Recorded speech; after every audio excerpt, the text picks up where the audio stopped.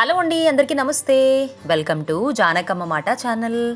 ఈరోజు మన ఛానల్లో ఎక్కువ క్వాంటిటీలో ఎంతో రుచికరంగా చికెన్ ఫ్రైని ఇంట్లోనే పర్ఫెక్ట్ కొలతలతో తయారు చేసి చూపించబోతున్నానండి. భలే టేస్టీగా ఉంటుంది. మరి ప్రొసీజర్ చూసేద్దామా? ముందుగా పొయ్యి మీద మందంగా ఉండి వెడల్పైన గిన్నెను పెట్టుకుని 100 గ్రాముల నూనెను వేడి చేసుకుని 3 బిర్యానీ ఆకులు, పెద్ద సైజు చెక్క, ఒక 12 లవంగాలు, 6-7 యాలకులు, 2 మీడియం సైజు సన్నగా తరుక్కున్న ఉల్లి తరుగు, 7-8 పచ్చిమిర్చి చీలికలు, 2 రెమ్మల కరివేపాకు వేసుకుని ఇవన్నీ దూరగా వేపుకోవాలి. తర్వాత 2 స్పూన్ల పసుపు, 3 టేబుల్ స్పూన్ల అల్లం వెల్లుల్లి పేస్ట్ వేసుకుని పచ్చివాసన పోయేంత వరకు చిన్న మంట మీద దూరగా వేయించుకోవాలి. అడుగు మాడిపోకుండా చూసుకోవాలండి.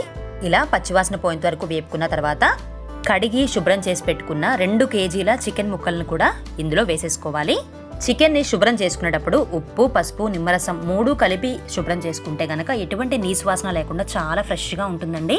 ఇలా చికెన్ ముక్కలన్నీ వేసుకుని మొత్తంగా ఒకసారి కలుపుకోవాలి. తర్వాత మూత పెట్టేసుకుని చికెన్ని చక్కగా ఉడకనివ్వాలి. మీడియం ఫ్లేమ్ మీద చికెన్ ఉడికితే గనక లోపల వరకు ఉడికి చాలా టేస్టీగా ఉంటుందండి.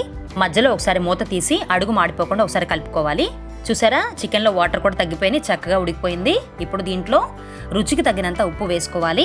2 కేజీల చికెన్కి 2.5 టేబుల్ స్పూన్ల ఉప్పు వేసానండి. కారం కూడా 2.5 టేబుల్ స్పూన్ల కారం వేసుకున్నాను. అలాగే 1 టేబుల్ స్పూన్ ధనియాల పౌడరు, 2 టేబుల్ స్పూన్ల గరం మసాలా కూడా వేసుకుని చక్కగా ఈ ఉప్పు, కారం, మసాలాలు ముక్కలకు పట్టేలాగా చిన్న మంట మీద బాగా కలుపుకోవాలి.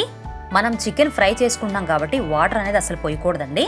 చూసారా, చక్కగా ఇలా నూనె పైకి తేలుతుంది కదా. ఇప్పుడు ఫ్రెష్గా తరిగిన పుదీనాను కూడా వేసుకొని మొత్తంగా అడుగు నుంచి చక్కగా కలుపుకోవాలి. పుదీనాను వేసిన తర్వాత 1 నిమిషం పాటు అలా ఉంచేసేయాలండి. చక్కగా ఈ పుదీనా ఫ్లేవర్ ముక్కలకు పట్టి చాలా బాగుంటుంది. వంటను మాత్రం లో టు మీడియం ఫ్లేమ్ అడ్జస్ట్ చేసుకుంటూ ఉండాలండి. చికెన్ ఫ్రై కదా, త్వరగా మాడిపోతుంది అనమాట. కలుపుతూనే ఉండాలి మధ్య మధ్యలో. గుమగుమలాడుతూ సూపర్ స్పైసీ అండ్ టేస్టీగా మన చికెన్ ఫ్రై చక్కగా రెడీ అయిపోయింది. దించేసే ముందు మాత్రం చక్కగా తరిగిన కొత్తిమీర వేసుకుని ఒక్కసారి కలుపుకొని స్టవ్ ఆఫ్ చేసుకోవాలి. అంతేనండి, 2 కేజీలతో చికెన్ ఫ్రైని ఇంట్లోనే ఎంతో టేస్టీగా తయారు చేసుకున్నాం కదా.